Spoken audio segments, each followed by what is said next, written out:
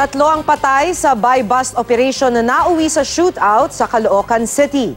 Kabilang narito ang isang lalaki na wanted para sa murder at leader umano ng isang drug group. Makibalita tayo kay Dano Tingkungko.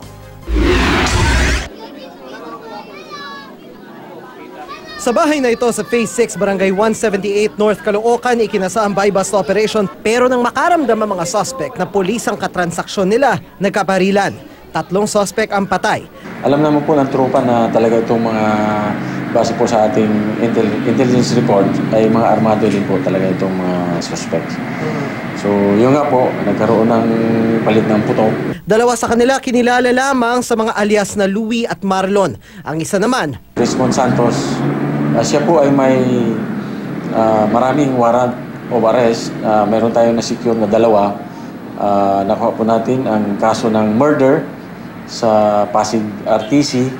Meron din pong sa Section 5, 9165. Nasa top 10 most wanted person, number 9 in fact, sa Eastern Police District. Sila rin po, itong grupo niya, tsaka si Rismon na yun, si alias Mumon, ay suspect din po sa mga patayan at huldapan dito sa North Caloocan. sa bahay nakuha ang ilang sachet ng hinihinalang shabu, 2 kalibre 38 at 1 kalibre 45 baril at drug paraphernalia. Ayon sa Caloocan Police, matagal na pinlano ang buy-bust operation para madakip si Richmond Santos.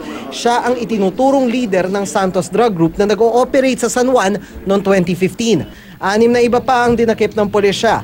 4 sa parehong bahay kung saan naganap ang engkwentro. 2 naman ang nahuli sa isang bahay na kalahating kilometro ang layo sa shootout site. Kabilang dito ang isang itinuturong supplier ng droga sa lugar.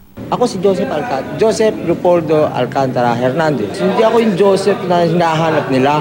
Ang ibang mga suspect itinanggi rin ng paratang. Nagkatid lang po ng anak ko. Tinawag po ako bigla.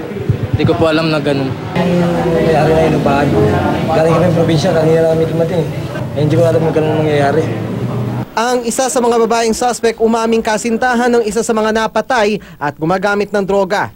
Sabi ko nga po kay Louie, umuwi na lang kami ng probinsya, magbagong buhay. Ayaw po ni Louie kasi baka daw magalit yung Mumon.